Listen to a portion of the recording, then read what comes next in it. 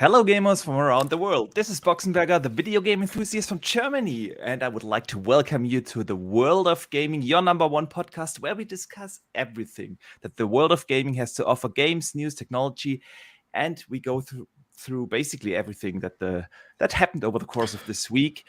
And I already see a couple of friends here in chat. Great of you guys to join here today live. Big welcome to you, but of course also a hello to everyone who listens after the fact. And I have a couple of very special guests here today.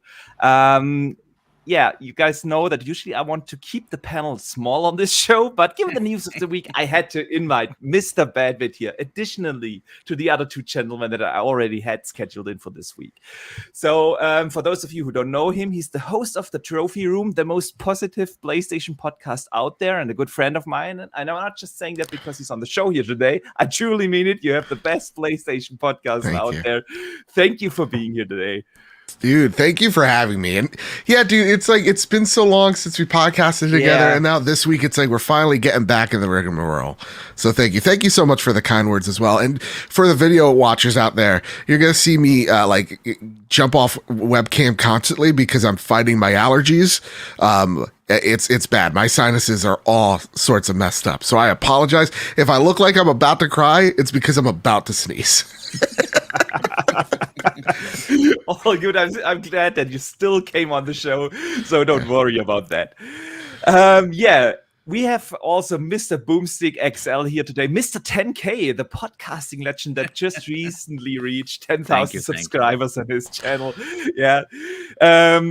He hosts 3 different shows on his channel each and every week. I had the honor to podcast with him for years now, and I'm glad he made it here today. Thank you for being here. Dude, are you kidding me? I was so upset last week I couldn't be there.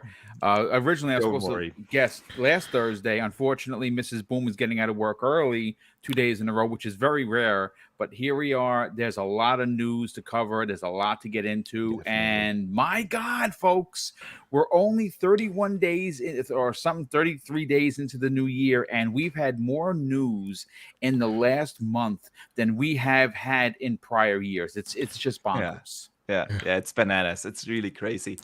And last but in no way least, I want to welcome Mr. Joanna Dark, the up-and-coming podcaster out there. He's the co-host of the Xbox International podcast, a panel member of the Xbox Factor podcast, and the Nickel Gaming Show. Thank you for joining us here today. No, thank you. You know, your intro made me feel, I know, because you're in the future, right? So it was amazing, just like setting us up to kind of take us on this journey. But no, thank you, Boxenberger, for, inviting me here. It's an honor to sit with you on the Xbox Factor podcast and also coming on the World of Gaming. Mr. Badbit as well, I'm excited. Big fan, love the show. It's a spiritual successor to many other PlayStation podcasts that I used to enjoy. So love the content. Boom, as always, thank you. I enjoy just kind of being on any panel that I can be with you. And also thank you for the opportunity as always. So, a lot of things to talk about today. I'm excited to be here. Oh, yeah. We have a lot to talk about. As always, by the way, for anyone who doesn't follow these gentlemen, you can find their links to their socials and their YouTube channels and whatnot all in the description of the show.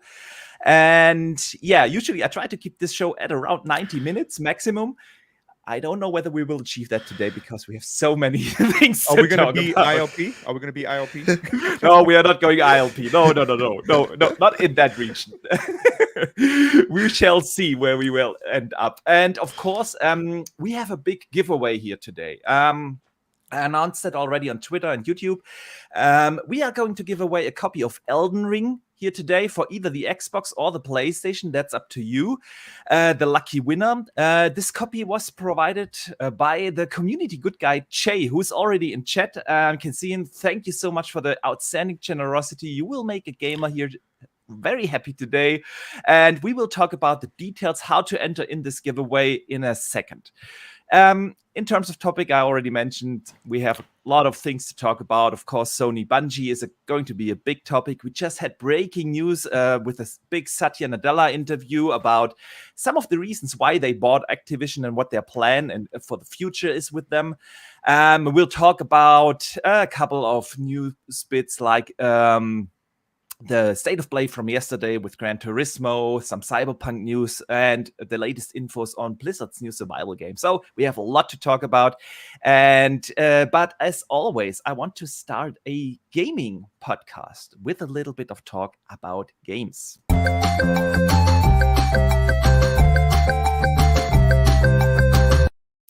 So we have had a couple of game releases this week, like Life is Strange, the Remastered Collection came out, Waylanders launched on PC, Dreamscapers came out on Xbox, Sherlock Holmes on the Switch, but I think the big one everyone is waiting for that will come out actually tomorrow is going to be Dying Light 2. I have it already preloaded on my Xbox, and I know that Joe had the pleasure to play it. He really enjoyed it.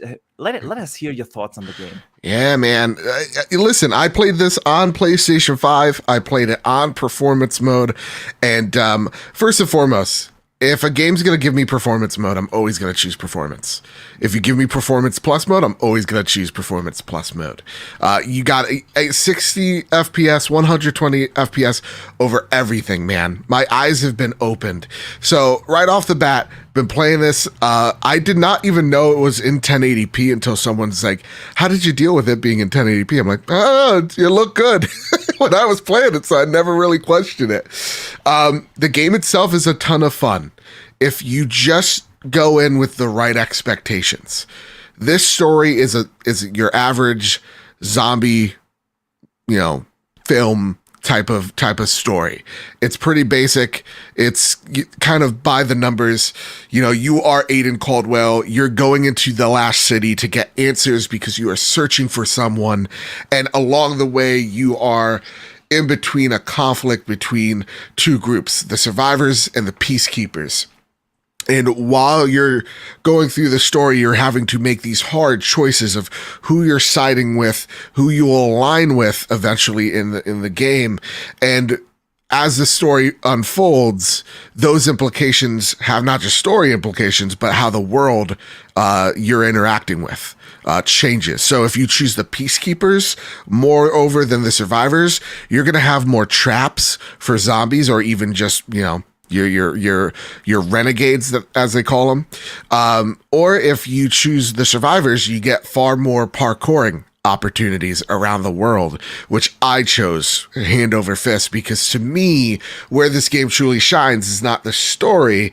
It is in its open world. It's in its traversal. The parkour elements are just so fantastic, and how they trickle them out and give these options to you over the lengths of the game is just, it feels so natural. This is an open world where you're going to the main objective and you're going to be constantly distracted by either saving a group of survivors, beating a few zombies up, or going into dens, as they call them, at night, because the world changes and you get more of those infected out in the open. So you actually go into their dens during the night to go and scavenge for supplies and upgrades.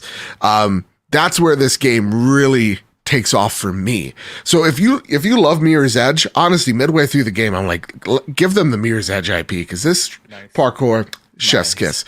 This is for you. If you want a fun open world game to get lost into, this game, absolutely for you. The combat is pretty simple. Think of it like Skyrim, but with zombies, as I said in my review, because that's what it kind of feels like. It's like R2, light attack, hold R2, heavy attack type of stuff. But even then, like crafting mods, upgrading your weapons, you do that by killing zombies at night and kind of like presenting them as tokens, and you get upgrades to like your health and stuff. There's just a lot to do here, and it's a lot of fun, but it is a bit janky, and it has that kind of Bethesda jank that we kind of hold a Skyrim to, of like, yeah, it's kind of adorable jank. I have run into some problems, but not nearly as many others have. I was talking to a few people on Xbox, and that seemed like it was pretty rough over there. And then I also knew of one guy who their save file was just completely wiped on PlayStation. So I apparently I'm one of the lucky ones, but I really didn't have anything that got in my way of my experience all too often. Only one occurrence. So that said, with the right expectations, you go into this, you're going to have a really fun time on your hands. I can't wait for tomorrow. Yeah. Joe, I think you said about the side content. Is the side content, I guess, a little bit more interesting than the main stories, like the world building? So the world building itself is kind of lackluster in terms of like the side quests, because I think the main problem with this game is in the writing and its localization. They use like really weird cliches that like kind of seem outdated from time to time, and just some things that come out naturally, whether that's the script or the people behind it don't carry the words well. One of the main villains you meet is just single tone, and he is I forget his name. Is his name Agent Locke? No.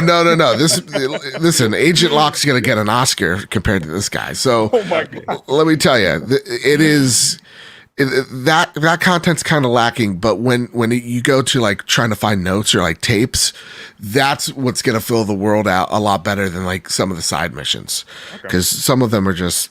So the environmental storytelling is more interesting.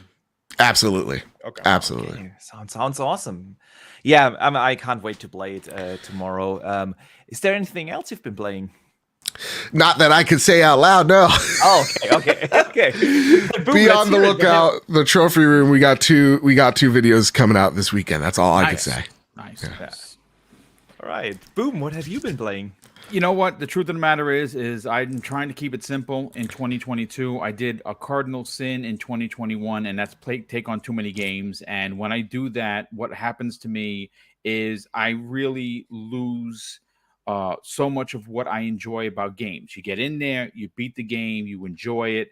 Last year, I had at least 10 different games I was through, and it was terrible. It just was terrible. Half of them, more than half, I didn't finish. So this year so far, one of my most played games is a record of Lodos War on the on Xbox Game Pass. It is my favorite game of the year so far. If you like Castlevania Symphony of the Night and you enjoy Metrovanias, my God, I am telling you to please play this game. It is astoundingly good. Awesome. It is it just in so Game Pass? good. Yeah, it's in Game Pass. Sure It's in enough. Game Pass. Yeah, Okay. it That's launched great. in January. It's phenomenal. I'm close to beating it, and when I get through it, then I'll kind of decide if I'm going to go and play Dying Light 2. I don't know if I want to. Listen, I didn't buy it. I was hoping that it was dropping into Game Pass. Whether or not that happens still or not is still up in the air. I don't know if I want to drop the money on it because I am playing I just got the Pokemon game for Switch. Ooh, So good. Freaking shockingly good. nice. Shockingly. Yep. I can't believe I'm playing a Pokemon game. Same here. And Listen, so I that's have a what I'm playing. confession to make. I have never played a Pokemon game. I've You should only play this played one. it for about a Pokemon on the Game Boy for an hour. And it just Okay. wasn't my Oh, thing. wow. The new one is very Monster Hunter-esque, Mm. which is Oh, really? bonkers. Oh, That wow. just comes okay. out on a I Nintendo love me Switch. I some can't Monster believe Hunter. it. Yeah, because I'm a huge Pokemon fan, and I'm actually not like huge, like whatever, but like I have a lot of memories with them, like So you don't Pokemon have Red. you don't have a Pikachu body pillow, is what you're saying. No, not that far, not that far. Yeah. I remember even as a kid when I had when the love Pokemons it. came out on the Game Boy, yeah, and everyone was playing them in the schoolyard. I was kind of, it didn't draw me in, so I never touched them. And when I grow older, I thought, nah, I don't know, but I have to change that at some point. Joanna Dark, before I get to you, I want to catch up on a few super chats that already came in. The first isn't actually a super chat, but it's Wandering Dutch, who became a channel member. Thank you so much, brother, for the outstanding support. Channel members get early access to everything I put up on the channel and custom-made badges and emojis. So thank you so much for that support. Then we have a $5 super chat coming in from Dave Ramos. He says, shout out to Jay for sponsoring the giveaway. Happy Thursday, folks, and looking forward to a great show. Cheers. Yeah, thanks again, Jay. It is really awesome that you are trying to make one gamer here in the community a really happy and lucky guy. Or gal, we shall see. Yeah, and Wandering Dutch also sends in a £5 super chat, says, More than 60 awesome people watching. Make sure to hit that like and sub button if you don't already.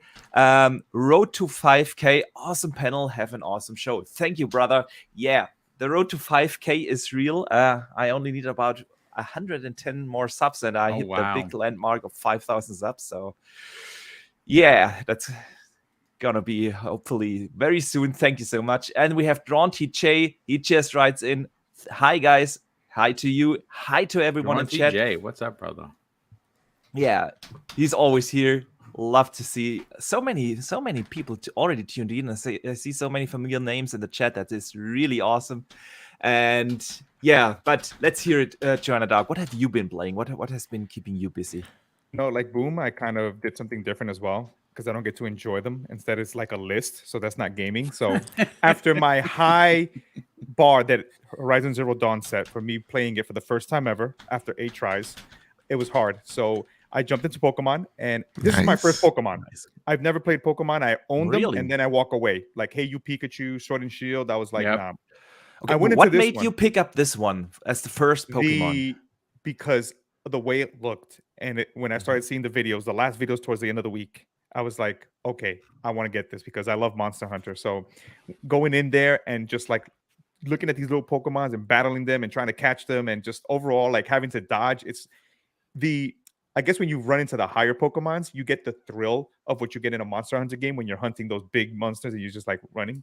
So I've been enjoying my time with it. And I was like, wow, this is what I want in a Pokemon. And hopefully they can continue to iterate on this because this got me, a player that's never really liked Pokemon, to be like, oh man, this is real. In between that, I've been playing Neo because I want to punish myself. God bless. You know, this is the way of me repenting, for not playing it. So I played it. I've enjoyed it. It reminds me of Ninja Gaiden, but I think Neo is going to take a backseat as I jump into Dying Light 2. It's a game that I've been excited for. It's more of what I want. Techland, yes, it's been janky, the old ones. I actually replayed it on the Switch, so I'm a true fan there, okay. 30 frames per second. Oh, wow, on the Switch. Oh, God. Yeah, nice. And so I'm excited for that and so many other games, but Dying Light is my game so far right now, along with, of course, Elden Ring and Horizon Forbidden West. I mean, after beating Horizon, I am excited to jump in and, I love Aloy and I understand WoW. So yeah, I can't wait. Have it pre-ordered already. 3 more weeks and then I will sink a lot of time into that. I have not unfortunately PlayStation doesn't love me that much, but I have only heard stellar things. Yeah. So yeah, I'm excited, man. I'm just counting down the days. Down the days. Forbidden Code? Same. Not the Forbidden Code. That's wrong. All right, guys.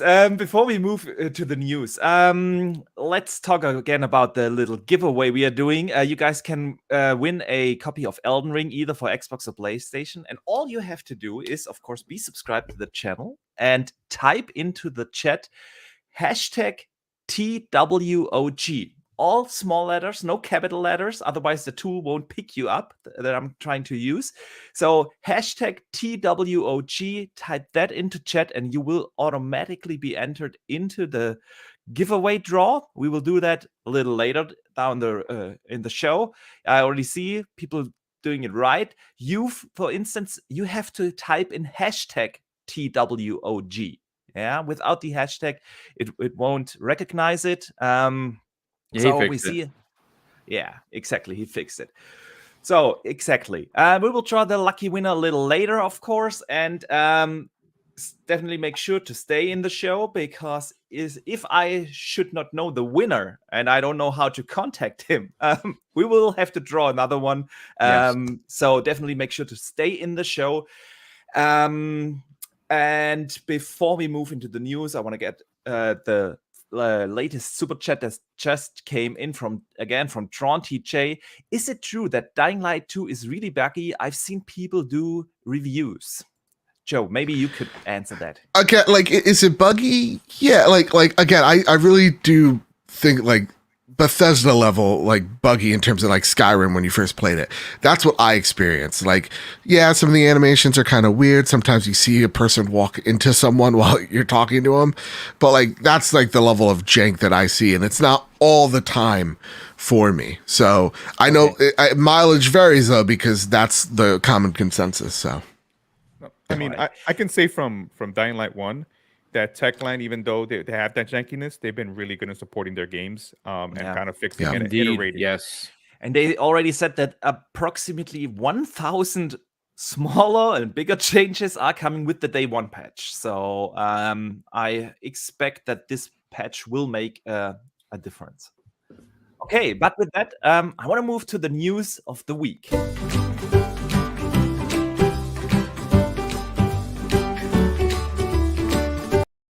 All right. I mean, the biggest news of the week was definitely Bungie, and Bungie got acquired by Sony. So we will go through many different points regarding this acquisition.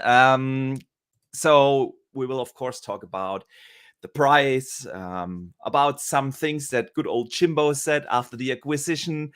We will talk about PlayStation's plans with the studio beyond the console land. We will talk about all these things, the 10 live service games that they announced. I want to hear really briefly your general thoughts on this. Is it a good thing? Is it a bad thing? What do you think, Boom?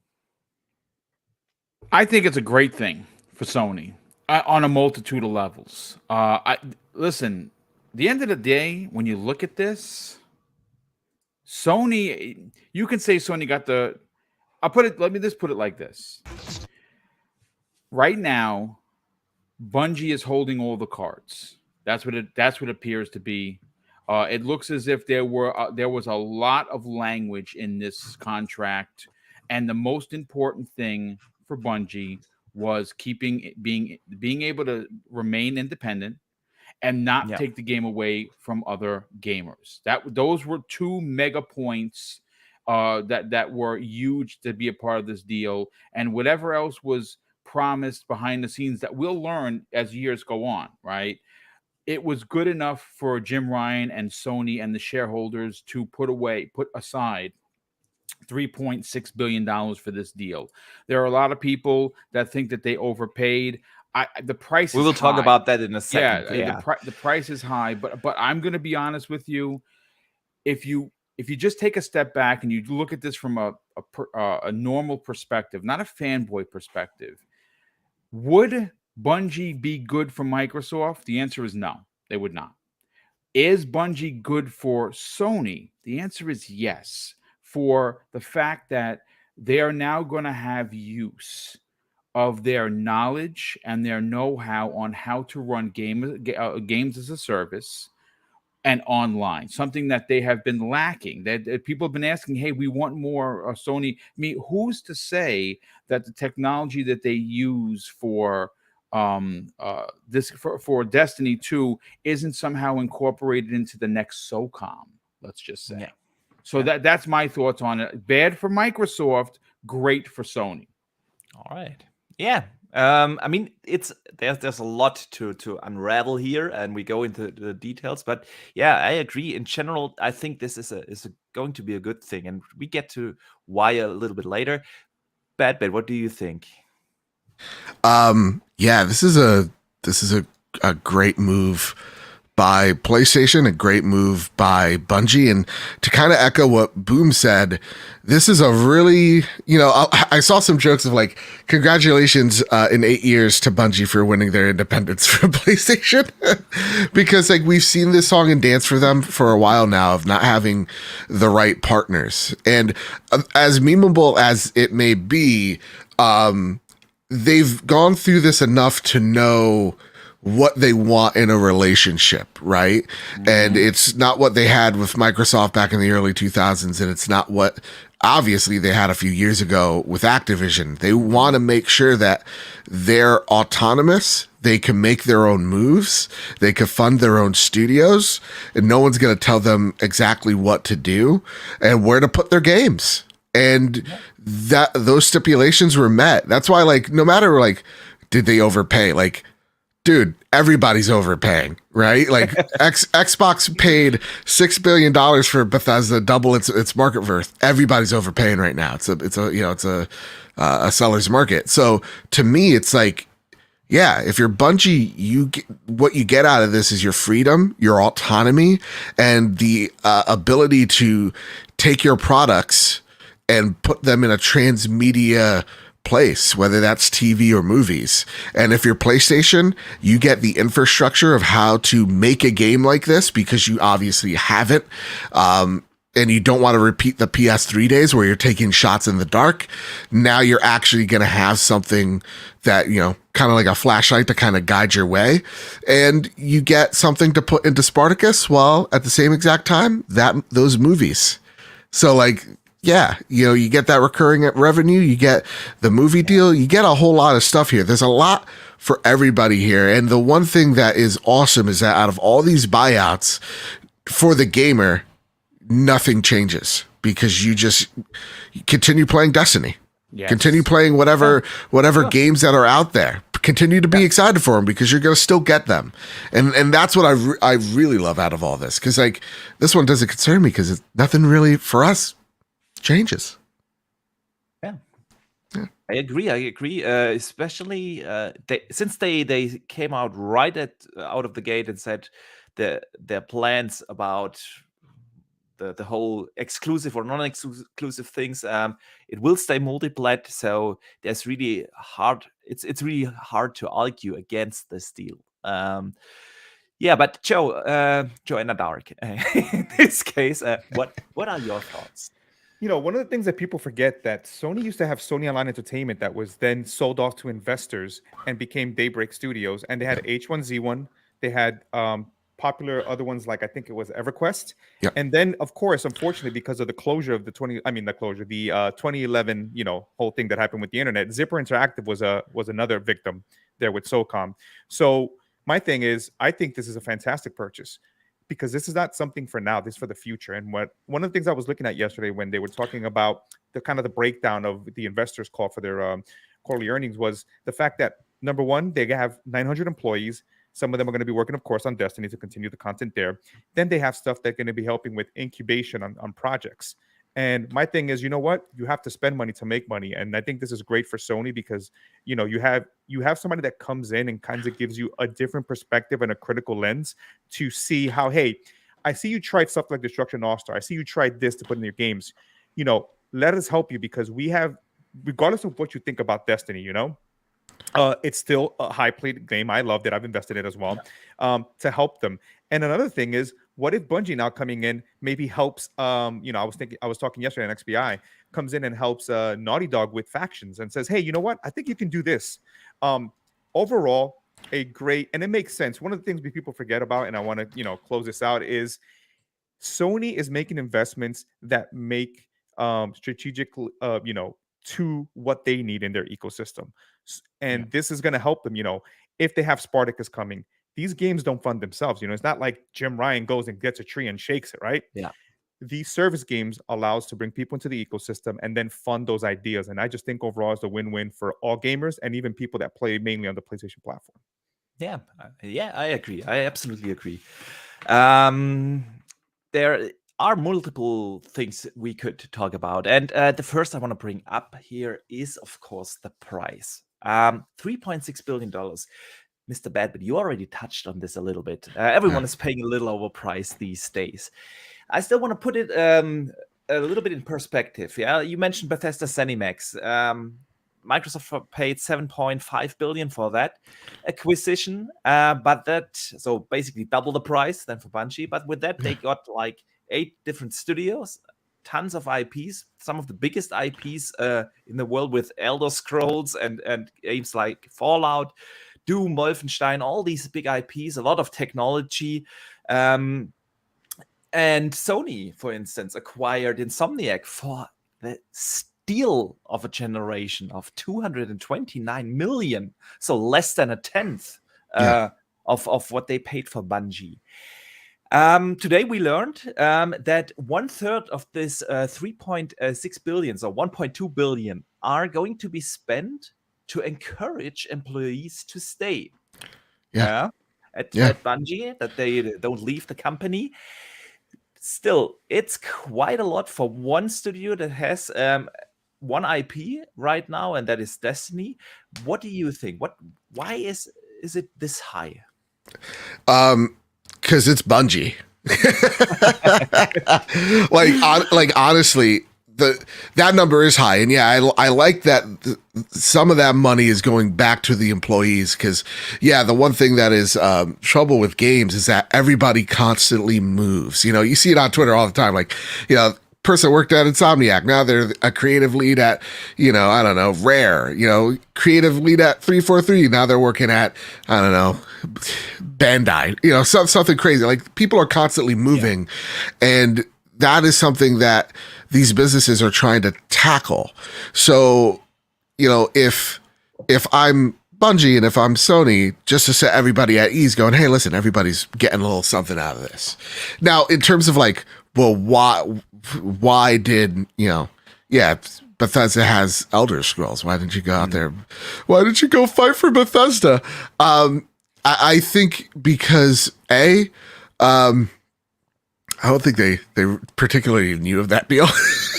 And B, in all honesty, they don't need those IP. IP isn't their problem. Their problem for Sony, when you take a look at their portfolio, is we don't have any live services. We are making live services, but for the first time.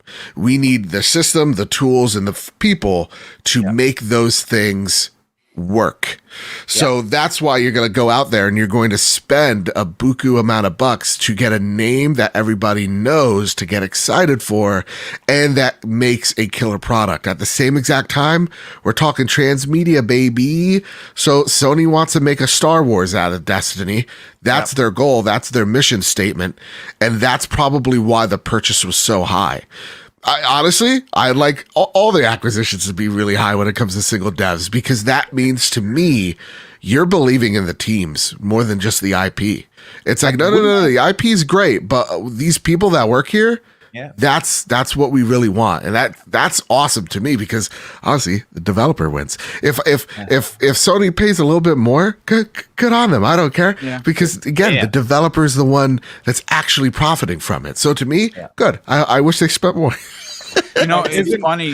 Literally, we got breaking news that the creative lead for transmedia at League of Legends just joined Bungie. Oh, that's awesome. Right. Yeah, that's awesome. Because anybody watch Arcane, that show's amazing. Oh yeah, so that story literally just broke minutes ago, and he has officially joined Bungie on a transmedia project that is going full steam ahead. So that just goes to show you that with Bungie, it's not just games. No. Yeah. And I want to say this. I'm going to say my favorite person in the world, Kojima.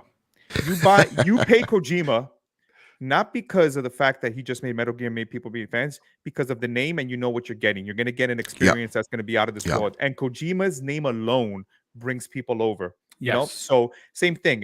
If Kojima was on the board, hey, and he wants 4.6 million, and I had the bank, I was like, hey, Kojima, come over. I'm gonna pay you 5 just to make sure you don't have second thoughts. But it just makes sense overall, and that's great because the employee. I mean, right now, talent is hard to retain.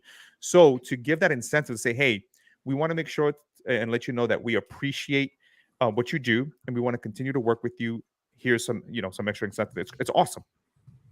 It definitely is. I just said it yesterday on the show. I don't think that the transmedia thing is the reason why Sony acquired them. It's what they offered. No, it's part of it. It's exactly. It's what they offered them. It's how they got their interest. That I'm sure of that. I think the main reason for Sony to spend that kind of money is really not the IP Destiny. The main reason is the technology that they buy with it. Because if you are Sony and you look at your great lineup of first-party studios, there's really that gap missing of online and live service games. And in these day and ages, it isn't really easy to just script and code your new game engine that it supports a proper netcode. with Bungie, they acquired one of the most robust netcodes out there. They have a great team that knows how to do shooters. They have the infrastructure to that supports live service games and all that. And with that, Sony acquired that kind of technology, and I think that this was a big part in the price point here. But I like the fact that Mr. Badbit, that the point that Mr. Badbit brought up. It's good for the developers, and that's what made me happy to hear that at least 1/3 of the money is actually spent on the regular developer, the regular guy that works at Bungie. There are over 1,000 people working there that usually don't get affected by these kind of deals, other than they are now owned by a different company. And this way, they, at least to me, it sounded like it. They are going to get a little benefit from this deal, so that made me really happy. Good for them. Before we go to the next topic, I want to briefly thank two people. The first is UK Lad, who became a channel member, as well as everyone's idol Goro. He also became a new channel member. Thank you guys so much for the outstanding support. So let's talk about a little bit this acquisition. And Jim Ryan had an interview with...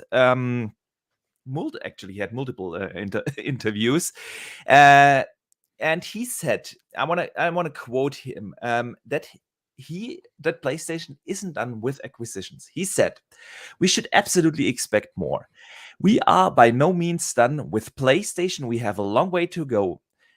Also, we learned this week that Jeff Keighley apparently knows something, that there are more acquisition deals in the final stage of negotiation. And so, Boom, I want to hear your thoughts. Is PlayStation done with acquisitions? What is going to be their next move? Or are these acquisitions that Jeff Keighley is referring to maybe some other company? I think it's a combination of both. Okay. To be honest with you, I don't think Sony is done. Joe and I have had even private conversations regarding this. This Bungie deal, folks, if you didn't know, was 4 and 5 months in the makes. This doesn't happen overnight. This isn't the counterpunch. And Joe and I believe that counterpunch is going to come. Now, who do we suggest? I honestly couldn't tell you. The board is completely wide open. I mean, listen, if I'm Jimbo and I put on the dancing shoes and I'm making the call for PlayStation, you know what I do? I buy Capcom. That's what I do. That stops the presses for any negativity, because Capcom is my favorite developer, publisher of all time, and their IPs are godlike. That's the end of the story. They're just so freaking good that it would be incredible. Do I think that they have $6 billion to spend? No, I do not. The easy choice, the one I think that's probably the go-to, even though people are like, hey, why buy the farm when you get the milk for free? In regards to the cow, Square Enix. That's the one that seems like it just kind of fits. And if they weren't buying a publisher, which maybe they don't do a publisher, Joe, you're gonna love this. Buy From Software. Yeah. Make them, which it always makes. Don't they have shares, Boom, in there? They'll have shares. They do. Yeah, 100%. They have shares in there. So it would be a kind of like fitting a glove, like just perfect, right? So I don't know what they do next. In regards to what Jeff had to say, you know, Jeff his connections are ridiculous. The guy knows everybody. So if he's putting that out there, he knows what's going on, or at least some information that we could be hearing some more information soon. I don't know who. Listen, Microsoft isn't going to sit on their hands. Real quick, just so everyone knows, tomorrow's Breakfast with Boom, for the first half hour, we're going to have Hogue Law on, and he's going to be answering a bunch of questions for us regarding the mythos of American company buying a Japanese company. We're also going to be talking about nice. We're also going to talk about is Sega the next one for Microsoft next year, if they're still around? And from what we understand, they're trimming their fat. That takes about 12 to 18 months. It lines up, so that's always a possibility.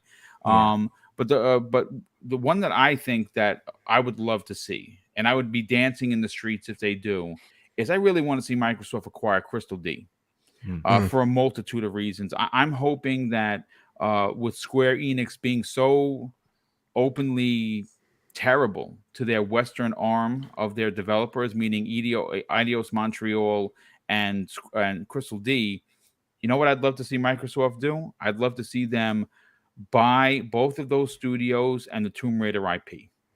And that would be a big acquisition, I think. But, again, only time is going to tell. But we are apparently, according to You Jeff, think that is going to happen before the ink on the acquisition of that's Activision one of the was questions sealed? that's one of the questions we're going to ask Hogue Law, whether or not an acquisition of a smaller studios will impact could potentially impact the Activision Blizzard deal, and because those are not publisher acquisitions, it's business as usual, so it might be able to get away, but I don't know for sure. Yeah. We might touch on that a little bit later because we had just an hour before this show started the breaking news of a big Satya Nadella interview, and he actually talked about that, and we get to that a little bit later in the show. We have a couple of other things on this acquisition of Bungie. First, I want to remind everyone to enter the giveaway. Again, for those who just tuned in, we have like 112 live viewers right now. That's a record for this show. Nice. That is awesome. Welcome, everyone. And if you want to enter today's giveaway of Elden Ring, either for Xbox or PlayStation, you have to be subscribed to the channel, of course, and then just type into the chat the hashtag TWOG, no capital letters, all small letters, hashtag TWOG, and you will automatically be entered in the giveaway pool, and we will draw the lucky winner a little bit later during the show. By the way, you won't be able to enter multiple times. It doesn't matter. It doesn't help you if you type in 20 times hashtag TWOG. Gameonomics, you typed TWOH. Yeah, just make sure to correct that once to be entered here in today's giveaway. All right. Again, this giveaway comes from Jay, who's also in chat. Man, thank you. I think you helped me a lot to get these many views here on that show. But yeah, Mr. Joanna Dark. Jim Ryan also talked about a couple of other things with this acquisition of Bungie. He says that they want to expand beyond the console heartland. So here's what he had to say. I've been on record talking about increasing the size of the PlayStation community and expanding beyond our historic console heartland. This can take many forms, and definitely one of the main ones is the ability of wonderful games that we've been making over the past 25 years to be enjoyed in different places and played in different ways. So that sounds to me that they are definitely going down the road of Xbox. I think a lot of people said that over the last year when we've seen more and more PlayStation games coming to PC. My question here is, do you think that with this acquisition and the openness about how they want to stay multi-plat and publish games like Destiny everywhere, will they eventually do day and date PC releases for PlayStation first-party games? And do you see them even expand beyond PC? Like we have heard that they partnered with Microsoft and the Azure Cloud. Are they going to take an xCloud kind of thing? What are your thoughts? I want to say this about Jim Ryan, that he's smart. And I think what we have to look at it is that, and please, I don't want the chat to go crazy and kill me for this, but he is the spiritual successor to Phil Spencer in the sense of looking at what Phil Spencer's doing, and maybe since Sony's a very traditional company, saying, hey, I'm rooting for Phil, so then I can bring it over to Sony and say, hey, look, you see what they're doing? This is what I wanted to do. And I'm pretty sure, knowing him being a numbers guy and being about money, this was a plan that probably was there in place. And slowly, as you can see, when they went over from Sean Layden over to Jim Ryan, and he wants to be everywhere. Now, is that everywhere mean on Xbox? I don't know about that. Maybe in the future, down the road, many years from now, can there be, cross-pollination with things? But I think he wants to put games wherever they can, even in the sense of, hey, I think they dabbled in the mobile space. Remember, they had Crash, they had Uncharted, and they want to continue to explore, but they also want to lean in on the fact that they're also a movie company. And also, one of the things that stood out was Bungie said they wanted to, expand with merchandising with movies. So Sony basically, when it comes to their IPs, right, they're blockbusters. So what better way of a template to kind of merge the things that they do great with movies with their games and expand those universes, right? We're all talking about metaverses and everything. Yeah. So I do see where there probably is a date and date. I mean, at this point, you have to do something like that. Now, how soon it is, everybody's speculating. I think, like everything, Sony has their plan of how they want to do this, how they roll it out. I would love for whenever Spartacus comes, or even now some of their newer games like Horizon come, maybe in the next 3 to 6 months, or even any future games like Last of Us, the next one, or even God of War come date and date. Because as you can see, people buy them. I mean, I double dip. I bought God of War again. And I said, hey, why? Because I want to experience it on the PC. They're great games. And I just feel that more people people need to experience this. Second, that's more money coming from another sector that you can chop in to, again, continue to fund these games. And at the end of the day, like I said last night on XBI, both companies are going on the same trajectory, same place. They're just taking different roads to get there. Yeah. And eventually it's going to be the same. Look at the Xbox One and PS4. It's all about messaging. PS4 wanted to be exactly the same thing the Xbox One wanted to be. It's just Sony executed the messaging much better than the Xbox. And, that I think that eventually day and date is going to be, if not, in the future, sooner than we expect. Okay. What do you think, Mr. Badbit and Boom? Will they do day and date eventually on PC? Eventually. Day and date on PC? Yes, eventually. When they build up the capabilities of doing it, which you could see that they are. I think they were reluctant to do this. I think, those interviews of like developers, their own, going, come on, let's do this. And I think the results from God of War, it's been #1 on Steam for 3 weeks in a row now. It shows. And I think PlayStation is going to take a look at that number going, whoa, okay, let's do way more of these. So I think eventually, a few years down the line, you're going to see PlayStation games go day and date with PC, especially because of the global supply chain right now, as constrained as it is, and they can't sell as much hardware as they want. You're going to see them make these moves to find revenue elsewhere as the supply chain gets better later on in the year. So to me, I think this is Sony. Absolutely. I like what Joanna Dark just said here, man. They're going in the same place. They're going to end up in the same destination. They're just one's taking highways, one's taking the back roads. Yep. Right. Yep. And that's what we got to think of it. The one thing that I always, when it comes to Jim Ryan, people like to, cast him aside, like all he is a businessman. They all are. They're all going to say the things that you want to hear or that the company wants to hear. The thing with Jim Ryan is Jim Ryan wants to run Sony one day. So he has this he has this assumption of, if I can actually make this brand stronger with an aggressive Microsoft, well, then I'm just a shoo-in for this. So he's going to be working his butt off for that promotion. No doubt about it. He's not just sitting back. He is being very proactive. And I would have to say maybe even some of the most proactive that we've seen PlayStation in quite a bit. So definitely we're going to see games day and date for sure. And when it comes to acquisitions, when it comes to the Sony side, we're going to be very surprised at what they're actually capable of doing, because we're all hearing what they can or can't do. And in a few months, we're going to find out. we shall see it. I will have you back on the show. It's going to be nuts. One thing I want to say, that I think Mr. Badbit said a good thing is, yes, we all love, I love my Xbox leadership. We love the Xbox leadership, but not every leader needs to be up front. Sometimes you don't have that type of leader that has that charisma, but they're still a good leader.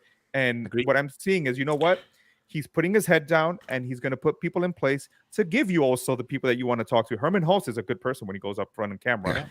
Yes, And he is. as long as fans of the PlayStation platform and games continue to deliver on the quality and continue to improve the services, that's all that really matters at the end of the day. Versus somebody that comes in, gives me a magic show like Randy Pitchford, and then what else? What are you giving me, man? So I'll take Jim Ryan every day. It's funny that you say that. I said something similar a few weeks ago on another show when we talked about Matt Booty, the head of the Xbox Game Studios, and why he isn't out there, and we don't see him that much and often on interviews and on the stage and whatnot. And even though he runs the entirety of the Xbox Game Studios, and especially when you compare that to other leaders within the Xbox team that are very open in public, the thing is, it's not his job. His main job is managing these studios, and like you said, great leaders don't always have to be that great person on camera. No doubt here. Boom, I will get to you with a very controversial topic in just a second. Sure. I want to thank the Hago for becoming a channel member. Thank you so much for the support. And we have, I put in a poll in the chat about whether Sony will do day one PC releases, and apparently 86% of the listeners here think that they will do that. So I'm just gonna close that little poll. I think so too. Eventually we will have that. Listen, Boom, Bungie had something going on last year. In December, 26 Bungie employees reported incidents of sexism, racism, abusive bosses, and systematic discrimination at the company. That was the official quote. So Jim Ryan had to say something on this. He says, "This is an area that Sony takes incredibly serious. We hold ourselves to extremely high standards throughout the organization and with the business that we partner." So now, we heard a lot about Bungie remaining independent and that they can operate as their own entity. So this is kind of contradicts the entire thing about getting a true culture change within Bungie. What do you think? Where's this headed? Will Sony do more within Bungie than they just reported over the last days to actually take care of these issues in the studio? What are your thoughts? The head of Bungie, that's Pete Parsons, right? Yeah. I remember he came out and he basically put it out there that he's failed as a leader, that he allowed this to happen. Now, listen, that's what happens when you're a good leader. You get out there and you admit that you messed up on something that. Again, I can't say that I don't own a company, so I don't know, what my connection would be to HR. For me personally, it would be top of the chain, because I want to make sure everything is running fair and right. But that's me. But a situation like this, Sony has to come out. Jim Ryan has to come out and he has to say, "Hey, listen, these 26 individuals that felt like racism and sexism and equality not being where it needs to be," he has to say that. I'm sure that there are stipulations in this contract that would make it void and forfeit if they didn't maintain a level of fixing what's wrong.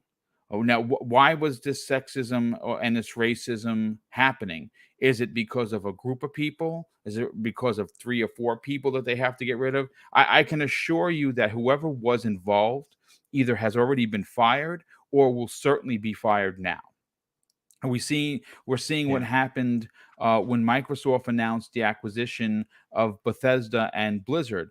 What happened that day? It was reported by numerous publications that pink slips were being handed out like candy. And they have to do that because Microsoft doesn't want any part of anyone that was involved in the Cosby Room or stuff of that nature. So you want to remove those people almost immediately. So I tell you something. Like I said, this is a big win for everybody that works at Bungie, because obviously, if Sony is now the parent company owner, even though they're acting independently, they're still required to put a subset of rules that will protect the people that work there. That's a must. So I mean I'm happy that that's going to happen. I want to see obviously every time you hear one of these stories, it's horrifying that this actually goes on. This is ridiculous. Agreed. The one thing to take note, the difference between Bungie and Activision is one wants to fix the culture and one has to fix the culture. Indeed. Right? Great point, Joe. So like Bungie has stated, even when they went to criticize Activision, we're not perfect and we're trying our best. And when those reports came out, they're like, we are taking a look at ourselves right now and fixing it. Whereas Activision has to. Their culture sucks. And they have had awful leadership and it's led good people away and even hurt themselves. It's an awful company and they have to because, well, if they don't, the deal don't go through, right? Yeah. So they have the obligation to fix the culture before Phil Spencer comes in. And when once he is the head there, you know, those other leaders, Bobby Kotick, get shook-handed, you know, and that's great. Yeah. I mean, that was a very clear statement directly after the acquisition that they are going to report directly to him. That was kind of like, okay, listen, guys, we are not going to continue business as usual. You guys will report to me. And what I thought when I read that statement from Jim in his big interview, I know how these kind of interviews are conducted, especially those kind of interviews that break certain news. And if you want to avoid something because you want to kind of dance around or something, you don't implement those kind of questions in these interviews. You simply do not allow them. The fact that Sony, and in this case Jim Ryan, directly allowed this question and answered it gives me definitely confidence that they will take certain actions and make it probably, like Joe said, a part of the contract that this is that there are certain measurements in place that this won't happen again and won't occur again. So let's hope for the good folks at Bungie. Mr. Joanna Dark, I want to bring the last topic of this Bungie and acquisition to you first. During the earnings call of Sony, they announced that they plan to launch at least 10 live service games by March 2026. So we spoke about this a little bit earlier, that there's also a lot of technology now involved that they acquire from Sony, but that's still like in the next 4 years, 10 live service games. That's more than 2 an average per year. What are your thoughts? Is this kind of already an inflation of live service games too much? What do you expect from this?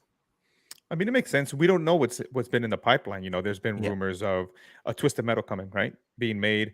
There's rumors of SOCOM, which I keep my fingers crossed every day to being made. And here's another thing, you know, that kind of caught me. You know, everyone says, hey, they just bought Bungie. Bungie was working on something. What if Bungie had like a little vault of ideas that were just there, but they just didn't have the funding? Maybe there's some things there. What are other games maybe that they have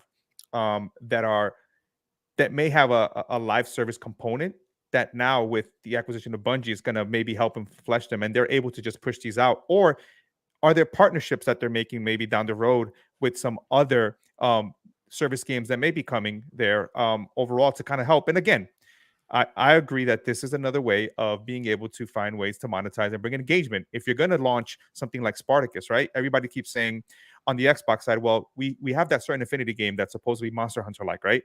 We have all these other projects that have some live service game like Project Dragon. Well, when you have something like Spartacus, and you don't want to have the effect of sometimes what happens with people on Netflix, right? Where they'll say, hey, I want to see the Umbrella Academy and then leave.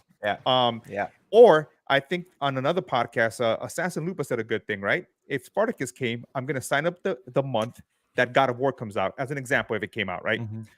And then after that, I'm going to leave. You need content that brings you back, right? So that's Yeah. the type of content that says, hey, I'm going to jump into the next whatever, Destiny 2 expansion. I'm going to jump into the next live service game. And this is, of course, Sony's way of saying to their fan base, hey, we're still going to give you these blockbusters, but we also have these games that allow you to engage while you're waiting for these experiences. And as you can see from the deals of crossplay and a lot of things that we found out through the whole Epic lawsuit, that makes a lot of money. So you have to find a way to protect. And again, you don't even know the state of Call of Duty. So you want to be able to future-proof yourself to also, similar to Microsoft, what if Capcom comes off the board? Now they have a game that Monster Hunter that you can put in your service in case things come off the board. You have to be able to continue to iterate and build these things so you can, give your audience what you really want. Sorry, my mic was muted. Don't worry. That's super important though. Like, right now I get like there was an immediate fear of like, they're we don't want Sea of Thieves on PlayStation type of vibe, right? Well, I do, damn it, I do. But like, there's that fear of like, oh, I really like Horizon though. I really like Ghosts. I really like, Uncharted and whatnot. I don't want that change to happen. But it's really, when you take a look at the PlayStation portfolio right now, it's like, right now, teams aren't being taken away from, other games. They're being added to. Like, you got Guerrilla that's been working on a MMO for like years now, right? Or rumored. You got Naughty Dog working on Factions 2. You got Insomniac rumored to be working on a multiplayer Marvel game. You have Santa Monica, who has 3 teams. You gotta assume one of those is also working on something as well. And then you got Bungie, then you got Deviation, you got Firewalk and Haven, all these new studios as well. So when you take a look at the board, it's not that you're losing Uncharted. Uncharted's always going to be there. You're gaining something else that's building upon that universe. And who knows, maybe we get that Soulcom game we've always wanted.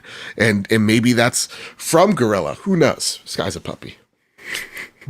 No, what is it? No, the Night's a puppy. Yeah. I want Siphon Filter. Yeah. Component. Bend. Let's go. I honest to God, when they said that they're working on like a Splinter Cell-esque game, I'm like, yep, Ben's working on Siphon Filter. Yep, 100%. All right, you said the quiet thing out loud. But yeah, no, it's good. And this is what we're seeing again from what Joanna Dark said earlier.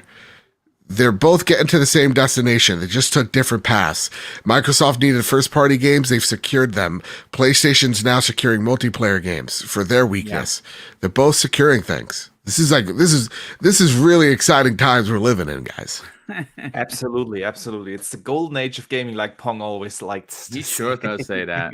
I hate when he's right, Yeah. But you can't argue with that. Yeah. Yeah, let me catch up on a super chat real quick. Drawn TJ sends in a generous $5 super chat and says, wouldn't it be nice if full Game Pass on PlayStation and PlayStation games on Xbox in the future? That would be awesome. Future's coming, man. I have no doubt in my mind that is going to happen. It's just a when. It's not even if, it's when. Yeah. Yeah, I think so too, especially with both companies going into the subscription kind of model. It really doesn't matter from which device you log into your subscription service. It really doesn't. It'd be beyond the box. Beyond the box. True that. Just bring the Vita back. I want a Vita. That's all I want. Vita 2. God bless. Oh, yeah. Although that Steam Deck does look kind of intriguing. Yes. I cannot wait to play God of War on there and all that. Yeah. Okay. So there's a lot to this Bungie and Sony story, and we could go on for another hour, but there are a couple of other things that I want to discuss with you guys. Just a brief reminder to everyone. We have an Elden Ring giveaway here going on today, sponsored by Jay, who's generously donated a code for either PlayStation or Xbox. If you want to participate here, make sure to be subscribed to the channel and type into the chat hashtag TWOG. that will automatically enter you into the giveaway. We will draw the winner a little bit later in the show. Make sure to stay in the chat so that we can get in touch for this giveaway, so that I can actually provide you with the respective code. No capital letters, guys. I see Project XTalk and Siki typing in hashtag TWOG with capital letters, all small letters. Otherwise, the tool won't pick you up. So type it in again, please. All right. Earlier today, a big interview with CEO Satya Nadella, the CEO of Microsoft, was published. And we learned a couple of interesting things that I wanted to discuss with you guys here. The first statement that came out of this interview that he had with Financial Times is about the concern that a lot of people seem to have, that the deal might not go through. The deal with Activision Blizzard, that some regulatories or whatever will have something to say and intervene because of the whole monopoly discussion and what's on. And Satya Nadella had to say the following, and I quote now: Microsoft should not need to make any formal concessions to win regulatory approval for the deal, because it would still be too small to have an anti-competitive impact. Yep. So let's be real here. Microsoft is one of the most valuable countries in the world. Companies. They bought a country? They could easily buy a couple of countries. I wish Microsoft would acquire me, but that's a horse of another color. Yeah, Microsoft Island all of a sudden. Working on Microsoft Island. Yeah, right. Pardon me. No, they are one of the most valuable companies in the world. They have probably the best lawyers in the world. They sure have checked whether their biggest acquisition in their company history, so to date, has a good chance of going through before announcing this to the public. So, and this statement is basically confirmation. Boom. What are your thoughts? Will the deal go through? Look, here's the thing. Microsoft does not do anything by accident. I believe the same thing for Sony. Listen, this is is it the biggest deal that Microsoft has ever done? Sure. Is it a deal that's going to lock away Call of Duty from PlayStation players and somehow throw the entire gaming verse into an upside down tizzy? The answer is no. Phil Spencer's already said Call of Duty isn't going anywhere, and we talked about this on last week on the Xbox Factor podcast, where it actually doesn't matter whether or not it's in or it's not, because Microsoft is going to allow for it to be an Xbox Game Pass, and there is going to be a question for gamers that say, okay, $15 a month for this one game and all of these other games, or $76.43 in New York for the one game. And what you're going to see is a significant amount of players move over to Xbox because of the value proposition. But getting back to the acquisition, listen, Satya Nadella is the smartest guy in the room every time he gets up, right? Every time he walks in the room, that's the smartest dude. And obviously, he said it in the interview, we are still only going to be the third largest once the deal gets through. That should tell you right then and there that, listen, they're not going from 15th to number 1. They're probably going from like 7th to number 3, and that it's not going to be that big of a deal. This deal is going to go through. What you're going to see, and what I've been seeing on the interwebs, because Twitter is packed with landmines, is people running with this. Microsoft isn't getting it. You see, I told you. Trust me when I tell you, the deal is going to go through. They're not going to get scrutinized. They're not doing anything illegal. They are literally, and I'm sure the lawyer is going to present this, they are saving thousands of people from the heart-wrenching of working under the devil, which is Bobby Kay. That guy is a prick. And the fact that Microsoft is going to take over, you understand that at the crux of the whole conversation, their culture of inclusion is going to be at the forefront of the changes coming. This is a win for everybody. That's my thoughts on it. But here's the thing, secret weapon guys, but I messaged Joe Biden and I told him to look into it. Good for you. See, I said, Mr. President, sir, this great nation, we're under attack by Microsoft. But are you the same person that said in a tweet, and I quote, PlayStation has acquired Halo? Yes. So have fun playing Infinite, psych. Yeah, dude, this deal's going through. They have an incredible confidence. This industry is incredibly large. Friend of the show, Ainsley Bowden of Season Gaming, we were on Cast Co-op actually a few months ago talking about this, that more was coming, and I was getting nervous about it. He's like, dude, how many developers are made every single day? So many. Right? How many publishers have we seen out of the woodwork? There are so many. Just because one gets taken off the board doesn't mean all of them will. Yeah. Some companies don't want to be sold. Some developers get approached and they say no. Right?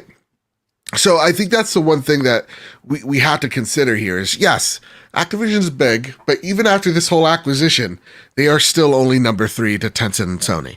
You know what Satya used as a phrasing? We are still in the teens of market share. So yeah, it's really not that we are talking anywhere close to a monopoly. No, it's going through. It's just people are scared of what's going to happen to these games and have I talked about it on the trophy room. It's like it's a weird feeling of, well, I don't necessarily want to be here, but I have to be here, and I understand that feeling and that concern. We all have that every once in a while, but it's gonna happen. Just breathe in and out. It's gonna be fine. If you want change, you got to text AOC. I have AOC's number. Oh, yeah? Yeah. Oh, like, please, AOC, I'd love to hit her up. Look. They took Halo away from me. I'm on it. Mr. Joanna Dark, I'll be getting to you in a second. Let me just briefly read some super chats. Smitty Smith, he is channel member for 9 months. Thank you, man. That is really, really awesome. He writes in, awesome panel and chat, the Book of X. Absolutely agree. The panel is fire and the chat is on fire today. Thanks everyone for being here. We have already more than 117 viewers right now. So awesome of you guys to tune in. And Smitty Smith sends in an additional super chat and says, breaking news, Microsoft has just acquired Earth. Lol, the Book of X. Yeah. They definitely have some fundings. Okay, guys. Satya also spoke a little bit about their plans with Activision Blizzard and what was the reasoning behind that. And that was actually quite interesting. He said in an interview that Activision Blizzard will help them to build a metaverse. Basically, the new internet is what he said. And I quote him now. It will accelerate the growth in Microsoft's gaming business across mobile, PC, console, and cloud, and will provide blocks for the metaverse. So, Mr. Joanna Dark, what do you think? How does this fit in the whole metaverse plans of Microsoft? That was a good thing that Satya said. One of the things that I listened to Phil Spencer the other day that he kept on talking about was that everyone that he interviews him only talks about Call of Duty and their games, but never really asks from a business aspect, how does Activision Blizzard King make sense to Microsoft as an overall company with the technology? I think King is the main reason here with a lot of this, because of the way this can expand. We were talking about metaverse, right? Talking about the same thing with Bungie and how you can go through different mediums of being able to still interact with the games and everything that you want, right? We all do that, whether it's in books, whether it's in sites and everything. So I think with this, it makes total sense that beyond just, of course, having IPs that they needed because they already had the technology, having someone like King to be able to expand their scope beyond just, what they have right now in the console space. And then with computers being an open platform, finding different ways to continue to expand gaming everywhere. A lot of people say, well, what about VR? Well, they're waiting in the back. and they have the technology built into window, but they slowly need to get the people that can allow them to unlock some of these things that they need help with. I look at what Nintendo was trying to do with their mobile, right? They partner with a lot of mobile companies to say, hey, if you like this on a phone, you may want to maybe buy a Switch. And I think that's the same idea of saying, hey, I've seen that you've never tried Sea of Thieves, but let me give you an experience on Sea of Thieves in a mobile first market. And maybe, you know what? Maybe you want to subscribe and try that experience on whatever other device you have. Oh, you like Sea of Thieves? Hey, guess what? We have a Sea of Thieves experience over here on VR or in some type of other on medium. on your TV app through xCloud or whatnot. And as gamers, I know myself as a Metal Gear fan. I've explored every type of whatever metaverse Kojima's made for us. And I'm always there, going because I love Kojima's game. I love Metal Gear. So whether, whatever they provided me, I want to be there. And I think that's a thing that from Microsoft, this is also technology that's going to help them also do other sectors of the business as well. Not just gaming, but other sectors that Microsoft hits on the business. And, working in the Microsoft stores, one of the things that we always try to think is how can our, HoloLens, impact businesses, right? And we used to have a demo that I used to love that I wish when I went to school and I was doing pre-med was putting the HoloLens and looking at the whole anatomy and kind of going bit by bit and learning about, hey, this is what happens here.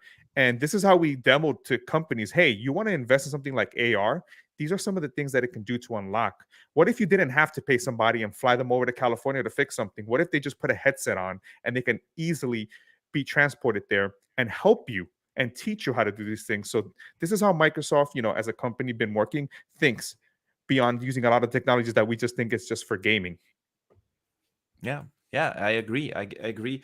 I'm glad you brought the point up that King is actually one of the main reasons that they acquired them, because I'm almost on a similar page. It's not just, I didn't think of the metaverse, to be honest, first, but it's also about, of course, growing their ecosystem. And with mobile, Microsoft said openly that they want to have these 3 billion gamers in their ecosystem, and they want to reach them all. And you can't do that without mobile, because mobile is by far the biggest ecosystem out there. So if you want to get that ecosystem mobile in, you gotta have a well-established publisher, combine their games somehow to Gamepass, and then offer them additional chances to play their games through xCloud on their phone. These mobile first gamers, those especially in some regions of the world.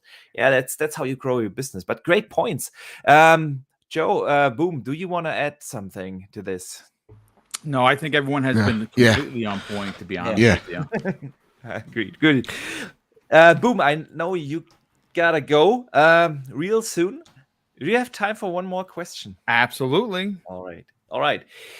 Last week we learned that Blizzard is working on a new survival game. They have announced that. This week we learned that this game has been apparently in the works for 4.5 years. This comes from a couple of LinkedIn profiles, one of them being the project lead, which dates back the game to July 2017.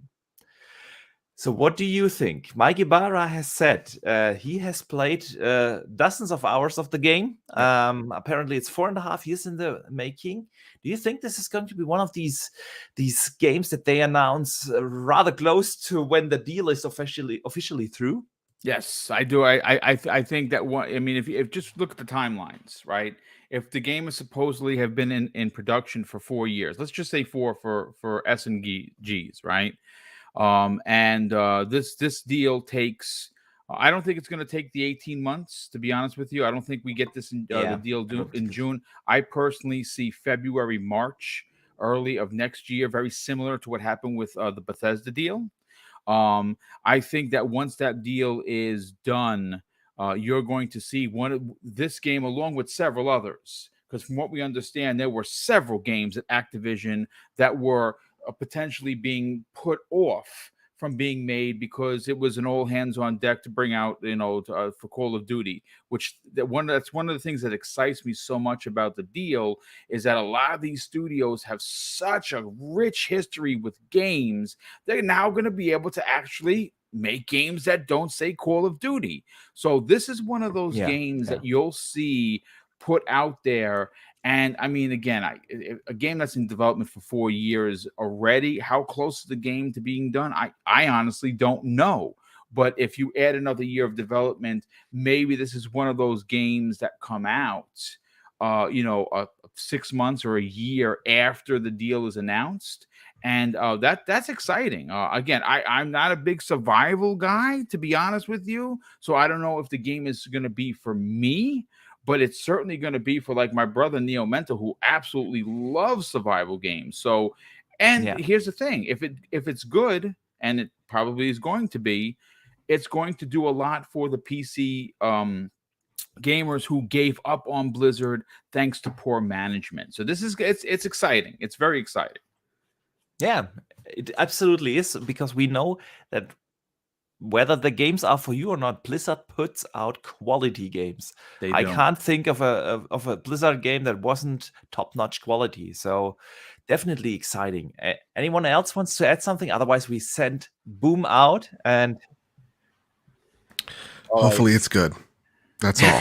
That's all I got. I'm praying to God it's good, because it's Everwild. It's Everwild. It looks like it's Everwild. Oh God. Surprise. That was the reboot that we heard, the development reboot. Yeah. I mean, real quick, there's been a lot of projects that were canceled, and hopefully we can see even Ravensoft had some projects canceled as well. Yes. Yeah. Yep. Yeah. True. All right, Boom. I know you got to go. I want to thank you so much for taking the time out of your busy schedule and joining us here today. Let people know where they can find you, what you've been up to, and what you've coming up. Well, I'll keep it short and sweet because I don't want to hold up the show. Listen, I know everybody in the chat, so you've already following Double Barrel Gaming on YouTube. I just dropped X-Vlog episode 14. It's a short video. It's only 5.5 minutes. I'm trying something new. Please, if you like them a little bit longer, or you feel like the 5 to 8 minutes is the sweet spot, let me know in the comments, and I'm definitely going to check those out. Tomorrow morning's Breakfast at Boom, 10 a.m. Eastern Standard Time. Hoaglaw is going to open up the show with us. We only got him for half an hour because obviously he's working, but he's going to cover some really big topics in the first half hour of the show. And listen, I want to say thank you for tuning in and supporting my brother Boxenberger. He had 115 people in the chat at one time. That's a record for the show, and we want to continue to grow that fan base. So do me a favor, if you like what you're hearing, definitely share this on social media. Let people know, hey, the World of Gaming is a podcast you should definitely check out. And I'll see everyone tomorrow on Breakfast at Boom. Thank you so much for everyone. Joe, me and my brother, Joanna Dark, Boxenberger. I'll see everyone later. Yeah, thanks, man. Have a good one. I see you later. All right. All right. Just a brief reminder, of course, for the giveaway. We are giving away Elden Ring, a copy either on Xbox or PlayStation. That's up to you. All you have to do is be subscribed to the channel and type into the chat #TWOG. No capital letters. I've seen a couple of people earlier type in that in capital letters. The tool won't pick you up if you type in capital letters, so small, all small, #TWOG. And I want to thank super chat ABACAB72 says, breaking news, Phil Spencer is going to get this year's Lifetime Achievement Award at the DICE Awards by Todd Howard. Man, so he's making the move into the Hall of Fame. I have not seen that earlier. Good on him. He did a lot for the gaming industry. Definitely deserved. So, Mr. Badbit, yesterday, for me it was late in the evening, so it was 11 p.m. So I had to watch it this morning. Was the State of Play, where it was solely focused on Gran Turismo. What were your thoughts? Yeah, so I'm not a Gran Turismo guy. I'm not a simulation racer. So I was literally watching that state of play, going, "Oh, cool, cars going vroom vroom vroom. This is nice. This is neat." And I like literally just like because I know nothing, so I'm like, "Yeah, but like Forza looks better than this, right? Like, is it Forza looks a little better?" And and I walked out, going on socials, and from my inbox to just the community that is Gran Turismo. Everyone's super excited about this game. It seems like this is the game that's going to return the form for their franchise. The one thing that I really liked was you're actually diving into the legitimate history of all these car companies, and the cool way the photo mode works is really interesting. I want to see how that gets implemented, see if a dumb idiot like me can do it. But like for me, I'm not a simulation guy, but I do respect that they're like, yeah, we have thousands of parts and they're all rendered in like 4K and they're all like pristine looking down to the goddamn brake pad. That's pretty remarkable, man. So I'm really happy for this fan base that I am totally alien of, because it seems like they're getting the game that they've been wanting for years now, and it's awesome that that's finally coming to fruition. Even as a non-car guy myself, am I going to check this game out? Possibly. There's a chance, but I don't know if it's on day one yet. But I'm curious to know what you guys think, because again, I'm not like a huge car guy. I do though respect the 30-minute state of play for this game. Like that's a lot of time for the dev. I love that the game gets actually a good spotlight. Yeah, that they can explain the different aspects of the game. That the format is definitely awesome. I'm in a similar bag like you. I'm not a big sim racer. I love racing games more on the casual side of things. So Forza Horizon, even a Mario Kart is way more my bag. There we go. Absolutely, I'm right there with you. Yeah. Than these hardcore sim racers. I like to look at them always from a tech point of view. I like technology. I like to see how engines work, how they do certain things, and when they showed Gran Turismo, I think it was last year, I wasn't really convinced that this is actually a real step up in terms of graphics. And we know racing games usually are these graphical showcases. But I was really surprised what I've seen yesterday. It really looked good from a technical perspective. They had a couple of great effects in there, especially in replay mode. It really looked awesome. I like that. I like one of my good friends. He's kind of sick right now with COVID. So all the best to you. Is Forza Irvin? He has his own YouTube channel solely focused on racing called Racing from Home. So if you are into racing games, I highly recommend to check his channel out. I talked to him earlier a little bit. He said, well, the big thing about Gran Turismo really was the physics, the driving physics, and that is what got him excited. The entire thing they've shown with the rain puddles, how they adapt to the driving mechanisms and what they have done there to improve that, these kind of things. So it definitely looks like a great sim racer. Is it for me? Probably not, especially not at the price point of 80 euros. I have to admit that's depending on exchange rate, around about $90. That's what they charge here in Germany or Europe for PlayStation games these days. So if I'm not 100% convinced, I'm usually waiting on these kind of deals, because it's and that's what I will do with Gran Turismo here. But Mr. Joanna Dark, what were your thoughts? I'm not a simulator person. I mean, you put Mario Kart, I'll tell you that type of cart, the type of wheel you put on that cart, everything. Yeah. I'm good. You talk about, Twisted Metal, I'll tell you what Axel's wearing today, what Sweet Tooth is doing. But I looked at the 4K stream because I wanted to look at it from a critical, eye, different perspective, and I wanted to see how it looked, right? Yeah. I was impressed by the rain and the detail, the fact that when you go over, that a part of the track dries up. I like those nice details that they put in. And to me, as a person that doesn't even know about cars in general, I just know that I bought one and it takes me to point A to point B. I like that this is for people that really want to get into, that are car enthusiasts. You want to talk about Pimp My Ride? This is the game for you right here. Going in there, pimping your ride. I think the one thing that I have to say, and someone that I guess maybe wanted to get sold, maybe you get me to dip in. They showed me too much of the replays, and they cut it where they didn't show me enough of the game, and it made fair. So, but knowing in the past, regardless of whether some of them haven't been great, I know they always go for that realistic feel. And I'm happy for everyone that's been waiting for this game, especially with Forza being out in this game, being a staple with such rich history on the PlayStation. I'm happy that they're getting this game, and hopefully it's what they're waiting for. I mean, it looks like it's in its own way, has its own metaverse, right? You can share your cars here, you can show them. I mean, TikTok, you can put them on your own. They might have their own Tinder in there, so you can date your cars. I think Jeff Grubb put something like that. So it's overall, it's exciting. Now, if this comes on Spartacus, why not?